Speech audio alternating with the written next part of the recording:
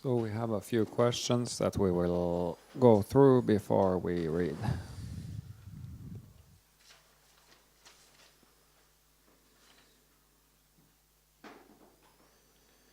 So the first one is, can you formulate the stages of maturity in Guru Yoga?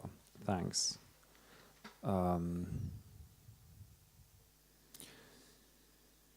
So I don't have any concrete stages. Traditionally, they speak of that you go from perceiving the form, the outer guru, to realizing the essence of the inner guru, and then the secret guru, which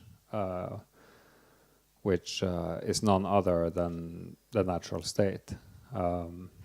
But I'm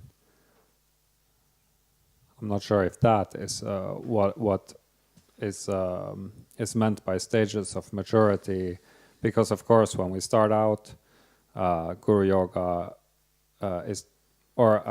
when we practice Guru Yoga more, it develops experientially, and like some people, they can feel the energy from the start, or they have some experience during Guru Yoga that it's kind of like, there's something here, while others have a bit more difficulty in the beginning, kind of getting what the Guru energy is about, what is meant by charge or blessing. But with practice, it does become easier to perceive.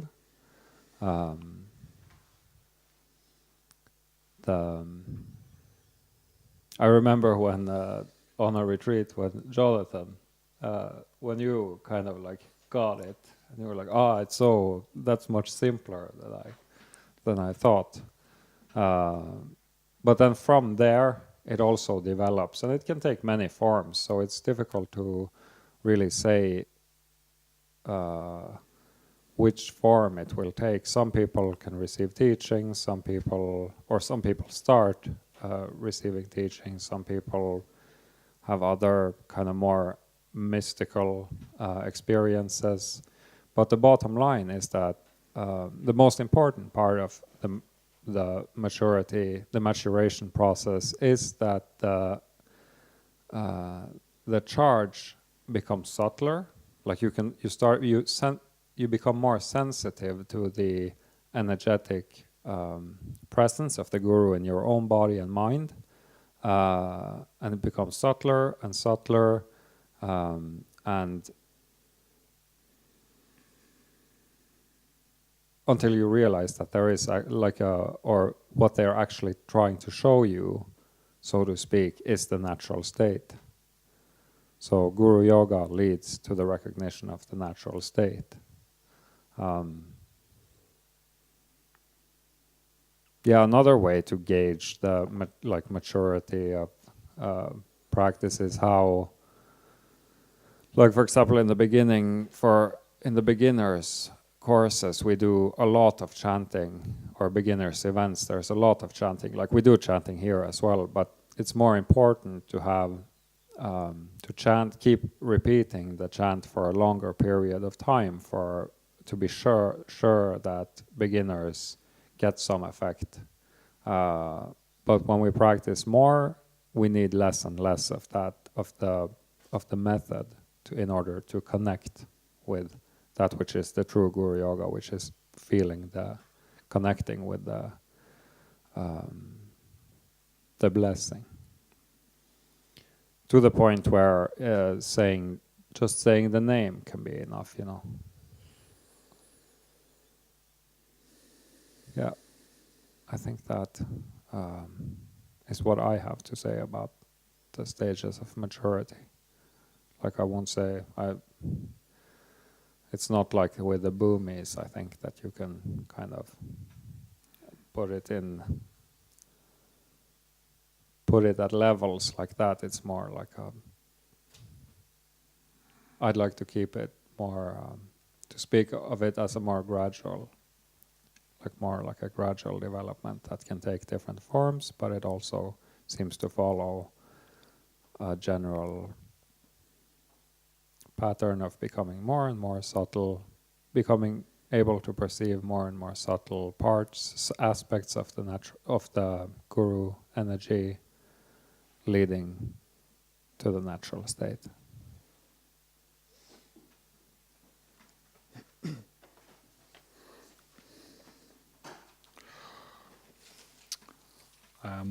So the next question is, I heard it said that there is no difference between inside our bodies and outside on retreat. I never heard this before and it felt right to me. Can you talk a little bit more about that, please? What's the question again? So, I heard it said that there is no difference between experiencing inside our bodies and outside. I never heard this before and it felt right to me. Can you please talk a little bit more about that?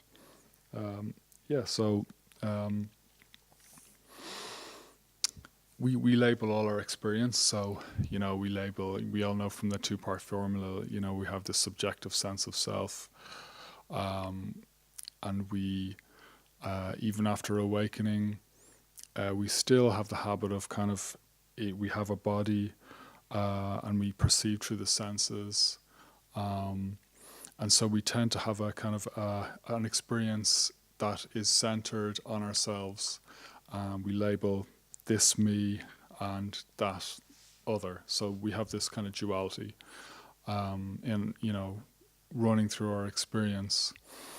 And but also we, as we practice more, we start to realize that actually there is something called the natural state or our Buddha nature, which feels, as we taste it more and discover it more, we start to realize that, this is actually the true me, that this Buddha nature, this experience of the natural state feels right.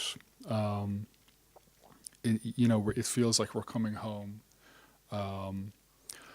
and that the natural state isn't something that's localized in space or time. It exists everywhere we look. We'll find it, and it's not. It doesn't have a beginning, middle, or end. Yet it is our true self.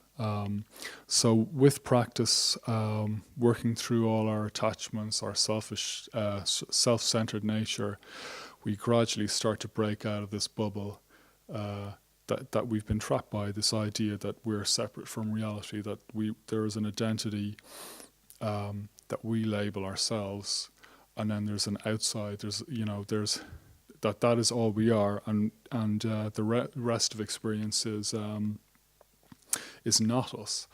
And so practice gradually wears that delusion down. That's the central, I suppose, delusion, that we're separate from reality, and of course we're not. And we begin to. It's easy to kind of understand that.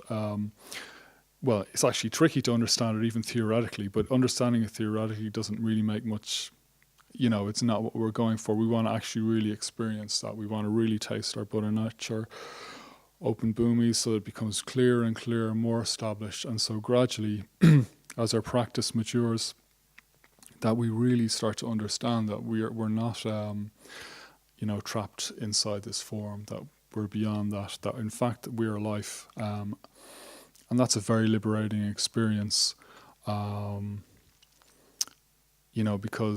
we go from this limited sense of self to to a limitless sense of self, essentially. And it transforms our life. The things we normally would chase after, we start to realize don't give us lasting satisfaction, and the main thing that we really yearn for is to actually become one with this, with our true self, with our true nature, which is beyond death itself. So we discover this completely fresh and limitless aspect of our being. And so in practice, and it's a very good insight practice to actually, just sit in the natural state and listen to sounds, or listen, or feel, or look, in the distance, and realize that. I find sound is quite helpful actually. Listen to the birds singing and realize, and then feel something in your body, and then listen to the birds singing and go backwards and forwards, and you will feel that, oh, actually, they're all just sensations, they're all just experiences, they're objects in experience, and that can be a helpful technique, I guess, to taste your butter nature, to broaden your awareness, and help you realize that actually that you're not this little entity. You're actually all of life, without any limitation. So, yeah.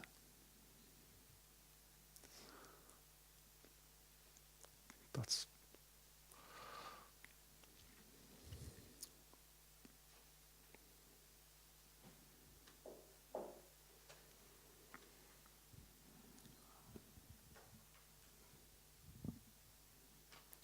So, when I sing "May all beings be free," all beings are free, should I try to wish that to all beings, feel all beings in all directions, etc., or just try to be present, do nothing, and observe the sensations while singing?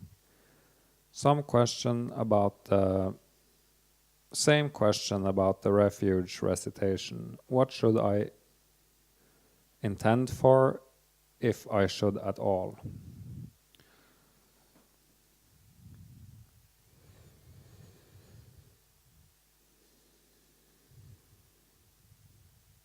So the idea is that, like, simply reciting it is enough, while being aware of what happens when we say those words. What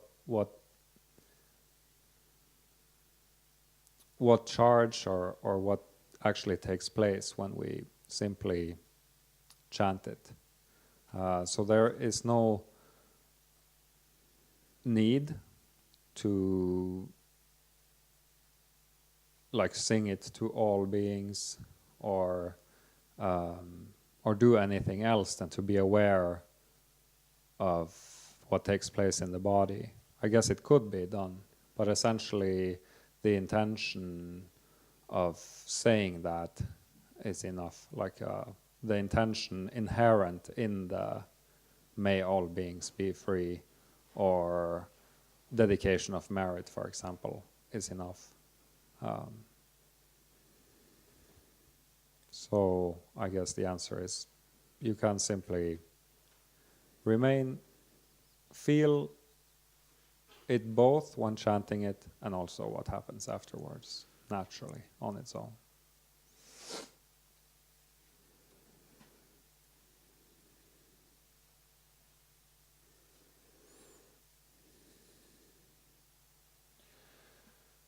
Okay, so we're reading again, same as the 2 previous days, but there is still benefit in listening to it, and reading it for that matter.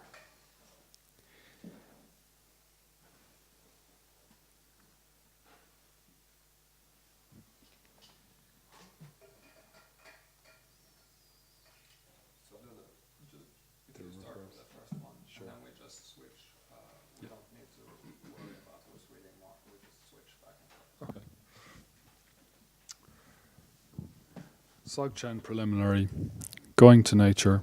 No. No? Oh, sorry, yeah. Excuse me. Yeah. Sorry. Common Preliminaries. I had intended to talk and guide workshops about other preliminaries: transience of life, acknowledgement of confusion, and value of Dharma. I'll write about this in a nutshell. Dharma is not about happiness. Dharma is not about happiness. Say that to yourself a few times. Are you practicing Dharma to make your life more happy, or to make it better somehow? Well, it is okay, but it's not the real purpose of Dharma. None of the yogis and yoginis who realized the nature of mind in full and became enlightened practiced to become happy. Why did they practice? They practiced to see the reality of themselves. Seeing and experiencing the reality of ourselves is the core of Dharma.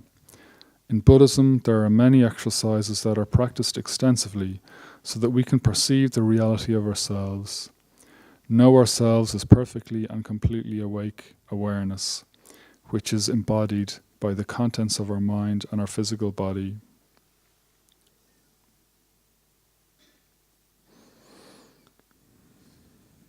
Attachment. We become attached to life. We become attached to comforts that in our Western society are many. We also want to avoid discomfort. Yes? No? Think about it. Be honest and don't bullshit yourself. Countless causes for dissatisfaction are created because we convince ourselves that we could become happy by momentary pleasures like delicious foods, wild sex, physical exercise, intoxicating drink, intoxicating drugs, luxury, massage, new car, new house, new partner, new pet, and so on. It can also be something subtler, like being attached to a certain kind of breakfast. None of these examples are causes of suffering if there is no attachment, that is, self or me-ness involved. If you see that none of these things can give you lasting happiness, you won't rely on them. In that case, you get your fix from knowing yourself as a Buddha. This fix is a no fix, and everyone is seeking that. All sentient samsaric beings have Buddha nature, and this very fact is the reason why we cannot get satisfaction from fleeting stuff. I am sure everyone in the room have heard this before. Yeah, I know all that already. You might think. I am sorry to break the news to you, but you don't really know until there is not the slightest shadow in your mind. Admit and acknowledge that you are confused because you are attached to your human condition and the pleasures that are available to you. This point needs to penetrate one's whole being, otherwise you are not doing the practice.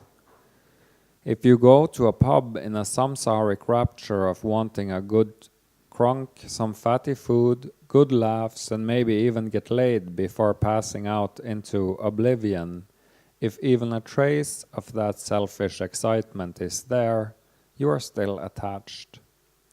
If you are not ready or willing to admit this, fine, no need to force it. Samsara will do its thing, so eventually you will get it.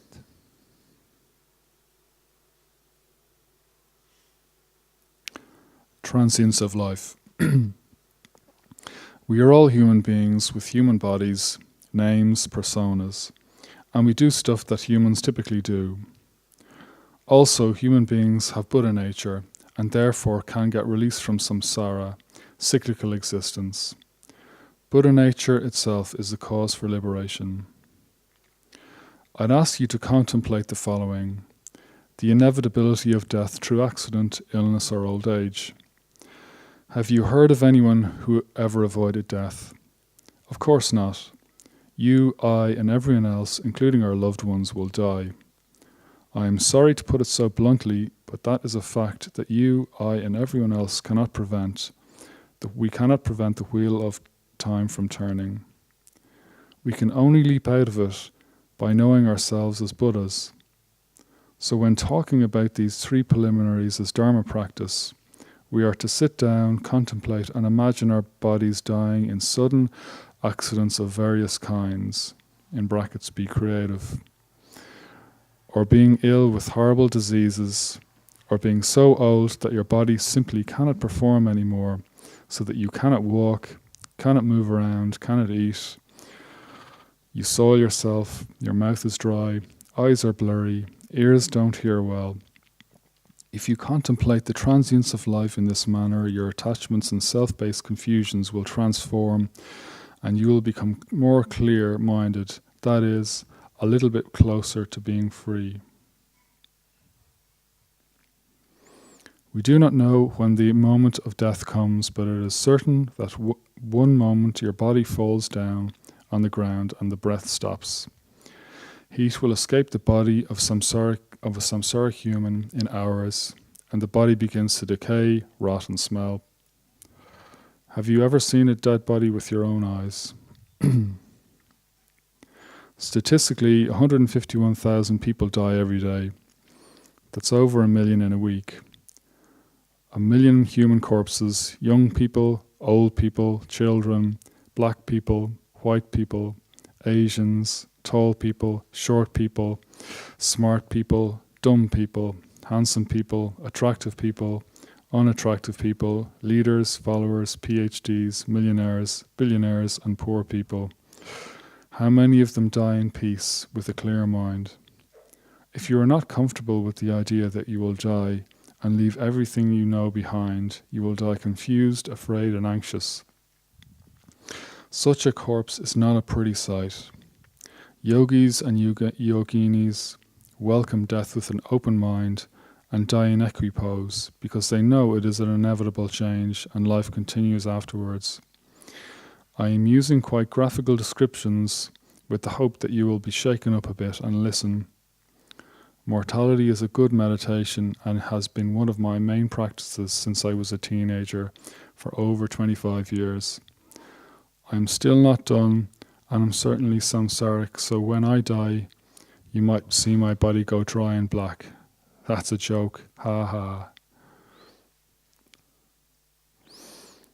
Life is transient, and that is one of the beauties of it. Everything is in motion. It is typical for humans when we grow up to create a belief system and absorb fixed views about all kinds of things. Self and attachment are present pretty much from the day we were born. Of course it's this way. One of the most central teachings of Buddhism is transmigration between different realms. Now we are samsaric humans. In 100 years we might be dogs, cats, pigs, angels, gods, or demons, depending on what kind of mind we create.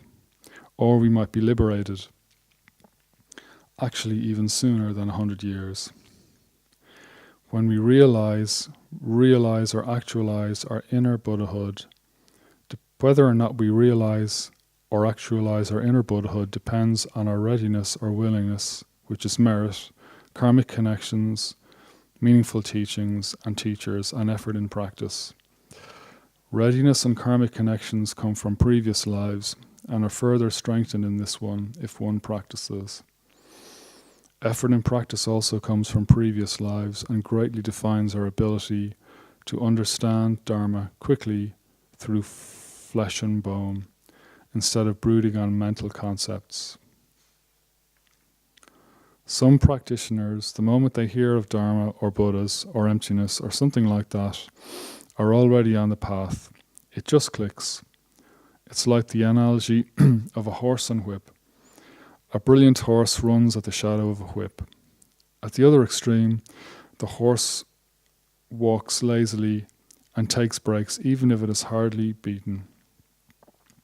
I've seen many such bad horses in people who are very casual about Dharma, but because they don't practice, they are mere believers, convinced that they know what the teachings of the Buddha are all about. When such people draw their last breath, it will be a crazy and scary roller coaster. Maybe they won't take Dharma as granted in future lives. Such people never listen to their teacher and never really did preliminaries. Then there are horses in between these two. What kind of horse are you? Clarify your motivation to yourself to make your path easy and straight. If you are after happiness or just nibble it, bite here and there, you have a long and winding road ahead of you. It is not a problem for me, and I am not admonishing you either. So mortality and transience of life are great preliminaries.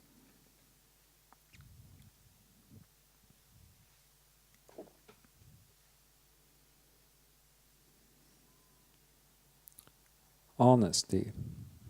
Honesty is another preliminary. we need to be honest and willing to see our own faults.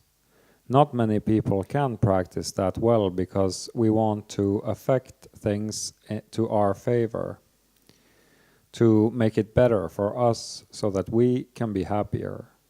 If we cultivate honesty and sincerity by simply reminding ourselves to be honest at this moment, that already reveals ourselves as Buddhas. Honesty and sincerity brings in a flood of energy that is pure, pacifying, and grounded.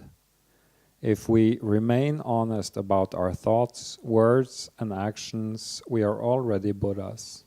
It is a misconception to think that if one remained honest for 30 years, then the reward would come after such a period of cultivation. No, the reward of non-reward is instant and has an instant effect on our mind. Preliminary of honesty, reminding ourselves to be honest, like other preliminaries, need to be repeated many times. In that way, we are actually transforming our self-centered and self-invested habits. Being honest purifies our actions.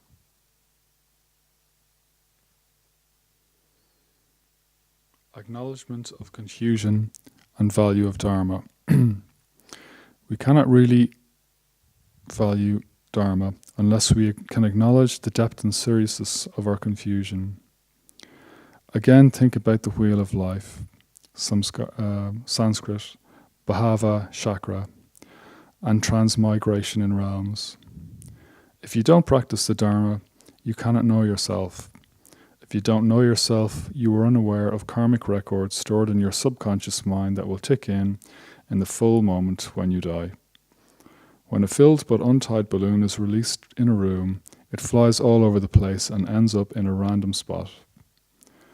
Look at your emotional reactions when you get a sense where you're heading. And you'll get a sense where you're heading. Maybe you end up having another human life, but think of all the other possible places and circumstances you could end up. When we are still in the human body and have the opportunity to practice Dharma, that very, very, very few people do, we can remain honest and acknowledge the scope of our self-based confusion. As tantrics, when we realize that we were truly fucked, is the moment when we take refuge in the Mahasiddha Guru, mainly Guru Rinpoche, and he is more than happy to help anyone. Past Mahasiddhas are literally hanging in the air on all corners of the world, just waiting for people to turn to them. We only need to make the initiative, and when we do, it is such a joyful and fulfilling ride. Through Guru Yoga, this association, we come to know the reality of ourselves, which is the whole point. Like this, bit by bit, we come to value the Dharma. Little by little, appreciation and valuing Dharma becomes us. There is nothing else but your awakened nature.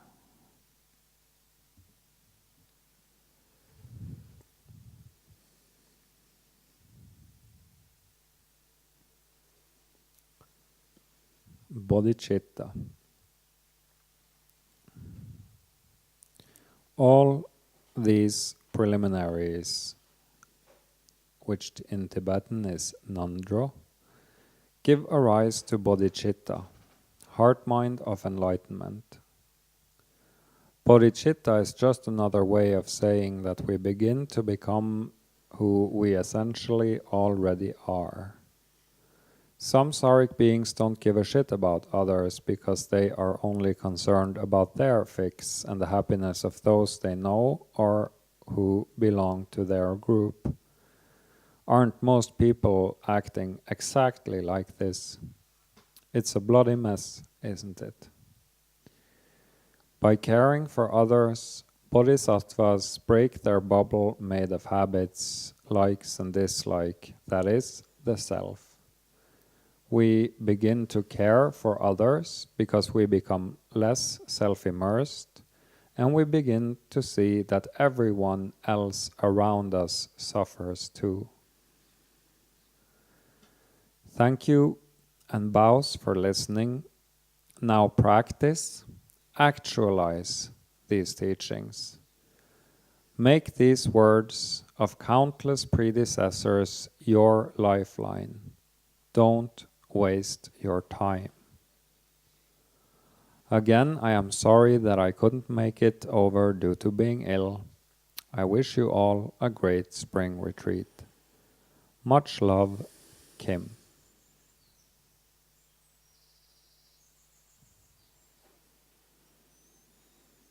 Let's sit for a few minutes.